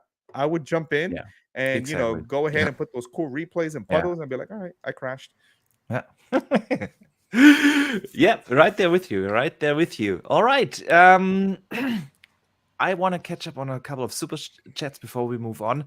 The first comes in from Safe Space Invader, who sends in a $2 super chat and says, "Great show, Pedal members always bringing it. I couldn't agree more. The pedal is absolutely awesome. Thank you so much." Then we have Drawn TJ with another generous super chat of $5, who says, "Who do you think will win Forza Motorsport or Gran Turismo?" Yeah, I don't know. I don't know whether which will be the more beloved game for. Yeah, exactly. Races? I don't look at win. As long as mean, people enjoy the game, I think the I game. think they're both Sims, and at the end of the day, I get it. We always want to. It's about who looks better. I think what we should be happy about is that when Forza comes out, when Gran Turismo come out, they give exactly what they promise, which is a real life simulator for people that are car enthusiasts. At the end of the day, that's what I care. See, with Forza Motorsport, my thing is they promised a lot. They said it's going to be next gen only because they build a brand new engine. They will completely reinvent the physics system and so on. So the bar, they set the bar quite high. I hope they will be able to deliver. It definitely sounds promising that they take that approach. We shall see. I think it's a little bit too early to see talk about that. Give me a kart simulator. I want a kart simulator. That's what I want. A kart simulator. Yeah, My Nation Racing. Right, we need to bring it back. Right there with you. Races. Bring it back. Dave Ramos sends in a $5 super chat. Thank you so much. What would your guess be as to why Xbox has not yet made a first-party Xbox kart racer? So much first-party IP can be showcased. And you just mentioned it, Joanna Dark. Please. Oh man, what I love for the next iteration of Crash Team Racing by Toys for Bob to have some of the mascots from have Doom Guy hitting Senua, Conquer coming out of nowhere, going bonkers. I mean, I can only dream of, Yeah. No, I had a similar thought when they acquired Activision, and they were and I was looking through what IPs did they actually get, because there were so many, and I thought, Xbox is kind of missing that those games that are for the younger generation as well. There are not too many of them, at least from the first party perspective. And a kart racer would definitely be awesome. And Boxenberger, there was a game that probably nobody knows. It's called Project Exo, and it literally took all the properties of Sega. So it had all these IPs: Sakura Wars, Kiryu, Yakuza. It was basically a mashup RPG of all these really Japanese titles. I would love to see something in that vein, and it's of an RPG with all the characters kind of coming into the universe, kind of like a whole multiverse, where you have Marcus Phoenix, you have Senua, you have everyone, you have Steve from freaking Minecraft, and just fighting a bunch of people as an RPG. And give me all, I know you don't like a lot of the RPG, the anime talking. Give me some of that too. Nice. Yeah, in the end, it's all about diversity. I think that is what makes a great platform. Okay, guys, one last thing I want to briefly talk about. In light of the recent news, like Bungie and Satya Nadella speaking and the state of play, it kind of seems small right now. I just wanted to bring it up real quick.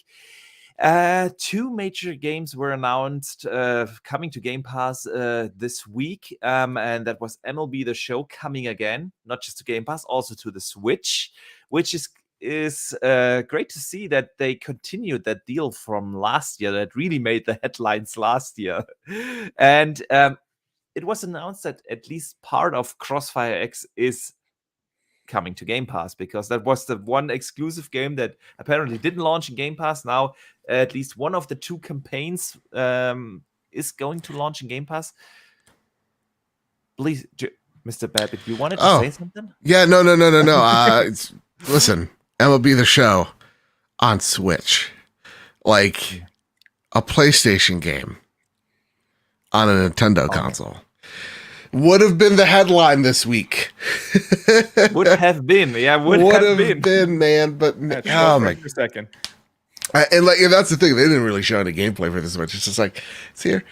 Hopefully now they'll know with the server capacity, because of Game Pass and now added Nintendo Switch.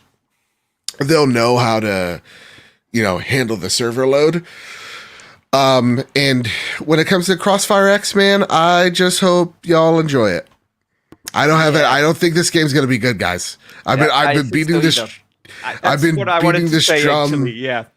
Been beating this drum since day one. I don't know why anybody was really excited. We saw the multiplayer, and I get it. That X is not going to give it to us.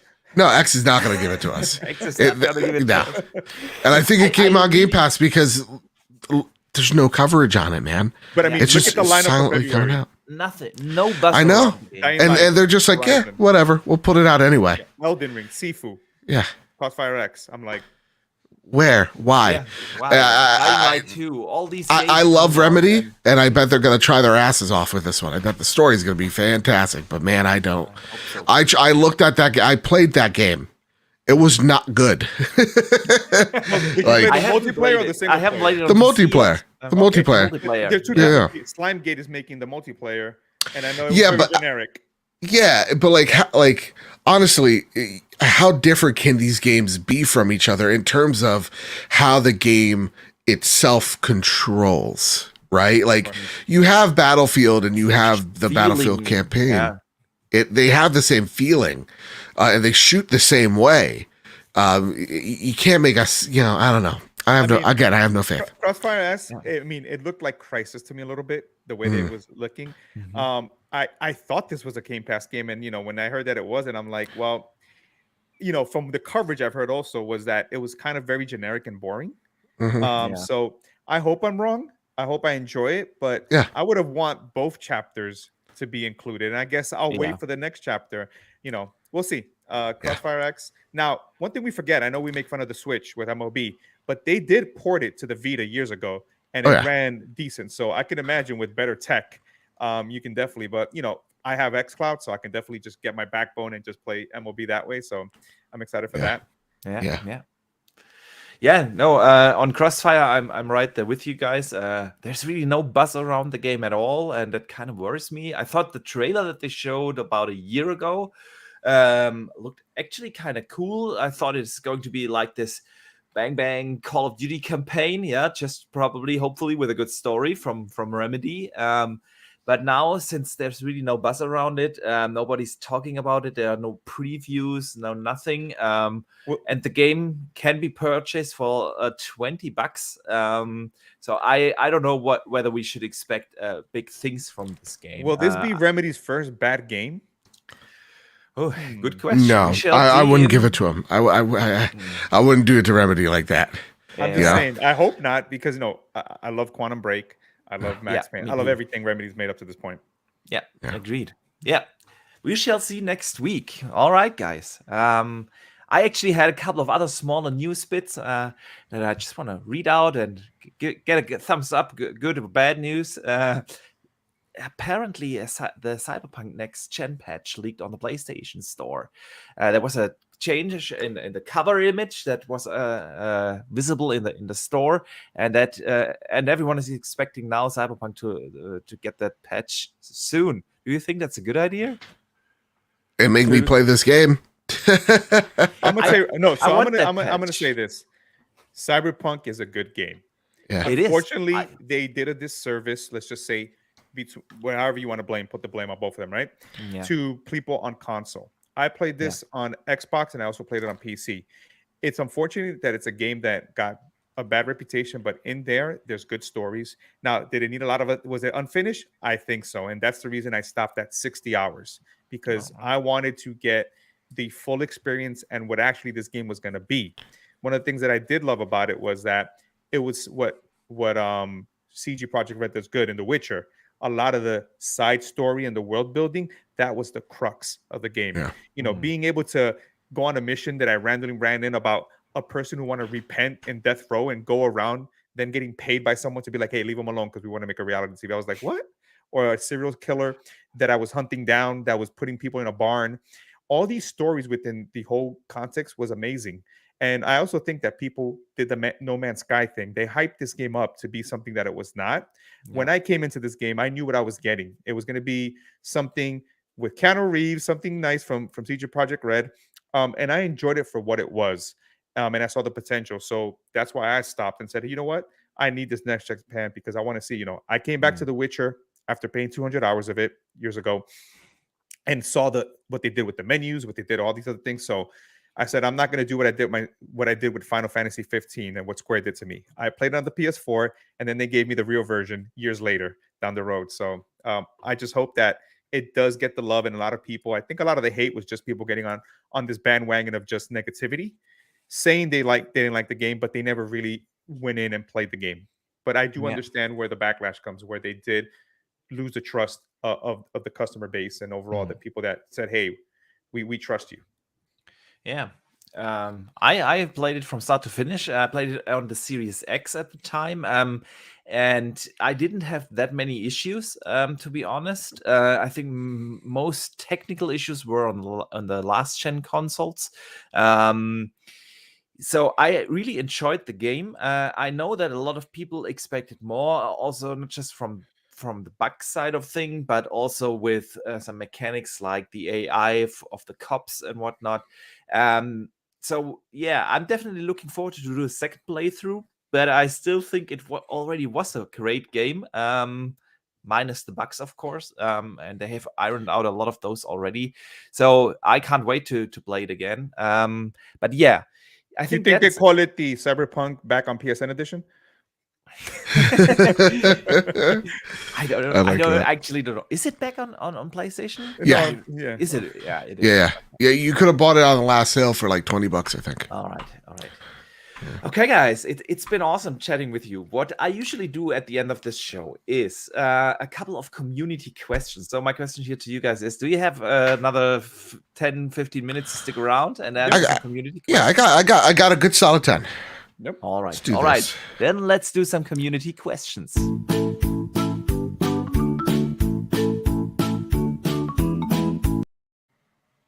All right, so we are getting the community questions started.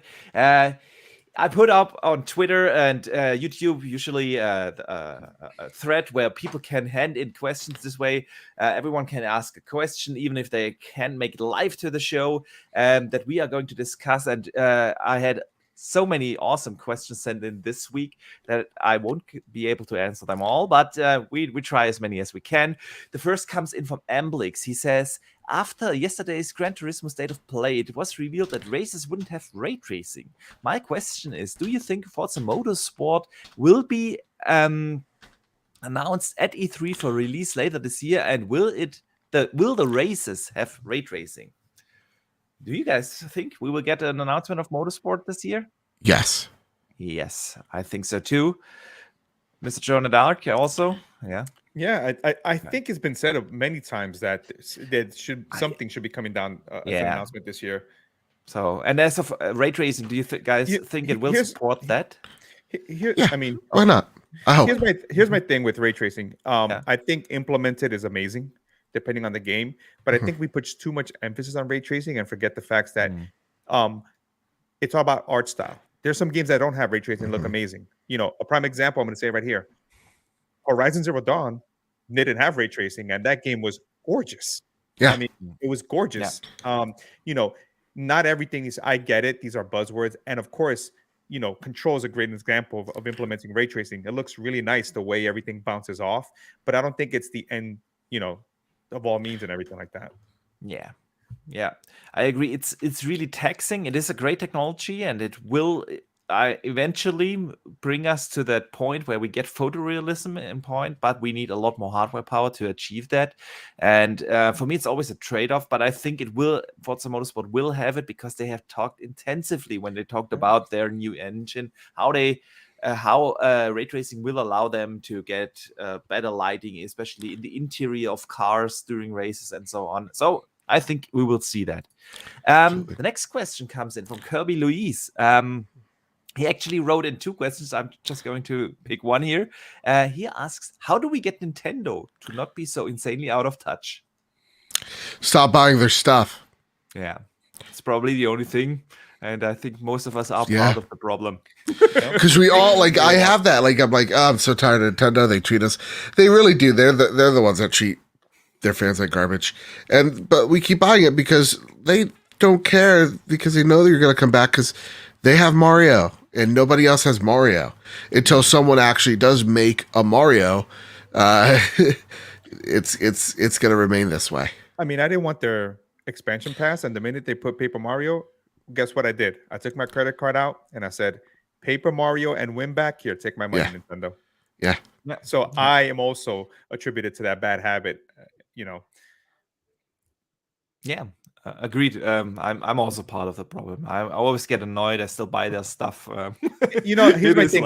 It's hard because you want to enjoy these things because you love them. Yeah. It's the same thing with Activision Blizzard, right? I love Diablo 2. And I understand that there were people that say, I'm not going to support. And it sucks because I understand where you're coming from. But there's other ways that you can still enjoy because you're still putting money, you're still supporting the devs and say, thank you for your work. Agreed. And make your voice vocal to help these people that need help. So, again. All right. Another question comes in from you. He asks, do you think the Bungie deal could cause other PlayStation studios to ask for similar independence, like self-publishing? Mr. Babbitt, what do you think? No. I think so either. If they are already part of the organization, they won't give them that independence. I don't think that's going to happen. What do you think, Mr. Joanna Dark? No, I'm gonna have to agree with Mr. Babbitt. I mean, I think it's a unique situation, and even when you listen to the whole deal, you can look at it however you want. Sometimes there's things you come to the table. Look at Mojang. Mojang is a similar case where it is sort of independent, but it's owned by Microsoft, and it just comes down to, hey, what was discussed, what were the needs at the time, and it just makes sense. So I don't think so. All right. Before I read the last question, I want to remind everyone to enter the Elden Ring giveaway, because we're going to draw the lucky winner, right after we discussed the last community question for the day. So to enter, please type into the chat, be subscribed to the channel, and type into the chat hashtag TWOG, all in small caps, no capital letters. Otherwise, the tool won't pick you up. Last chance to enter while we talk about the last community question coming from Straight Edge H8. I hope everyone has seen that awesome Halo trailer, because it touches a little bit on that for the Halo series. I know Xbox is focused on gaming first, but with shows like Halo and Fallout on the way and many more IP, they can turn into movies and shows. Do you think they will try to get into movie streaming as well? Or make a good partnership with, for instance, Warner Brothers? Right now they got it with Paramount Plus. I believe, please someone correct me, that Fallout has a deal with Amazon Prime, right? Yeah. So I think they're going to be shopping around their IP. They're not a production house. They have no desire, from what I understand, to be a production house. But that's right now. Who knows if that changes? So yeah, I would say I don't know if it's like, I know we all have this fascination with WB. It ain't it, guys. That's a dream that I could say If that does happen, Joe's out of a job. So please don't. Because Joe's going to be working at WB. Exactly. Yeah, you heard it here first. I am the Batman. I am the knight. Yes, Yeah. you are. Okay.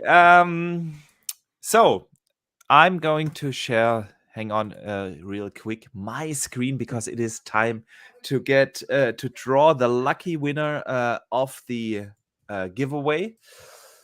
So hang on. Oh my one God, second. I won Elden Ring. Thank God. Yes. You want Elden Ring? I'm excluding everyone on the panel here.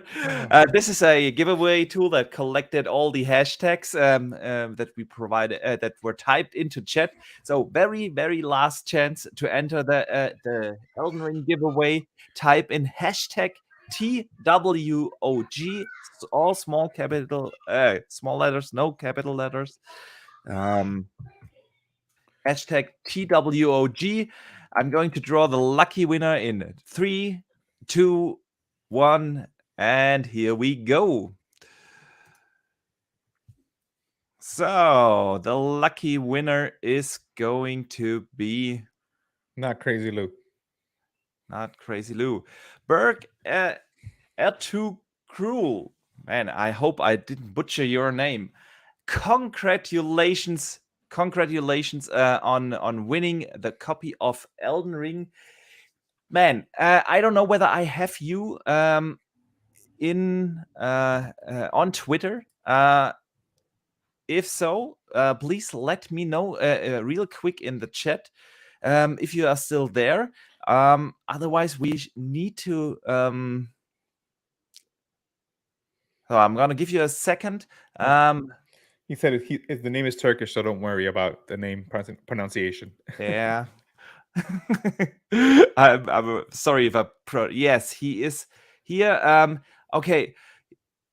Congratulations, man. You won a copy of Elden Ring. Dude, do me a favor. Hit me up on Twitter. In the DM. Let me know the region you live in. I assume it's Turkish, but just to make sure. And also let me know whether you want a PlayStation or an Xbox code for the game. If you can't reach me through that, there's also in the description of my YouTube channel an email address. Yeah, you could also write me there, but you gotta do it from this account. It's just to make sure that I know it is actually you. All right, congratulations to you, man. And thanks again to Jay who sponsored the entire thing. This really goes out from him. He approached me and he said he want to make someone in the community really happy. So big congratulations and a big thank you to Jay again for providing this code. All right. Yeah, that already brings us to the end of the show. I want to say a big thank you to you guys. Of course, also to Boom. He also joined earlier, but Mr. Badbit, Mr. Joanna Dark, it's been an absolute pleasure having you here on the show. Mr. Badbit, let everyone know what you've coming up, where they can find you. Thanks again for joining. Dude, you're muted. Mr. Badbit, you are muted. We can't hear you. I'm so sorry. I said I had a lot of fun before I just started breaking down at the end of the stream. My sinuses are really getting to me. So I have to close one eye in order to talk and not sneeze. But you can find me over at Mr. Badbit on Twitter. You can find my show at PS Trophy Room on Twitter. And you can find The Trophy Room, a PlayStation podcast made by the players for the players, where each and every Thursday, me and my best friend Kyle talk about the latest and greatest in all things PlayStation. You can find The Trophy Room on Apple Podcasts, where we're giving away a copy of Horizon Forbidden West if you rate us 5 stars on iTunes and you share it out to us. And we're also doing an Elden Ring giveaway as well if you rate us 5 stars on Spotify, and you share that out to either me at Mr. Babbitt or at PS Trophy Room. And honestly, the growth this week has been phenomenal. It's been crazy. This 1 week alone, in 1 week, we already outdid our whole month last year, last February. So it's been incredible, the growth we've seen. If you don't do the whole podcast thing, I get it. I understand. We also have the video version on YouTube at the Trophy Room Show. And yeah, dude, thank you. This was a whole lot of fun, man. You got a special little show here. Thank you, man. And congratulations to your growth. I've been following your podcast for a while now, and I said it earlier in the show. It is the best PlayStation podcast I know. Thank you. And the success is well deserved. You can find Mr. Badbit's links all in the description of the show notes here. So just hit that little arrow and you will find every link to his social there. Mr. Joanna Dark, thank you also so much for joining us here. Let people know where they can find you and what you've been coming up. Yeah, you can find me on Twitter on big_n_boss. And then also you can find me on Tuesday on the Xbox Factor podcast with Boom, of course, with Boxenberger, Mav, Pong Soul. And then Wednesdays, we started Xbox International on the Crazy Lou Gaming channel. This time I got it right. He's going to kill me. And we're just, three friends coming together, talking not only just about Xbox, but talking about the gaming in general, even though we mainly cover Xbox. And then on Thursdays, later on, I record the Nickel Gaming Show with two of my good friends and, of course, colleagues from Xbox and Microsoft, and just talk all things Xbox. Thank you so much for inviting me, Boxenberger. It's been a pleasure. Also, Mr. Badbit, now I can put that in my check of things that I've done, with Legends. And of course, thank you, man. I appreciate it. So, great content. I'm happy that your channel continues, to grow. And I just wish you and your channel the best, because you do have great content. And I definitely like your thoughts and perspectives on the Sony platform and gaming in general. Thank you, man. Thank you. I appreciate that. Really do. Yeah. Thanks again to the both of you. Really, it's been a blast here with you on the show. Thanks again for making it possible here today. I also want to say a big thank you, of course, to everyone in chat. Thanks again for the super chats. Thanks for becoming becoming channel members. It's been awesome. We had some awesome discussions. Thank you, guys. Big shout out again to Jay from the Netherlands, my brother from the neighbor country of Germany. He sponsored the big giveaway. Congrats to the winner again. And thanks everyone for tuning in. And I see you guys next week. And don't forget to game on.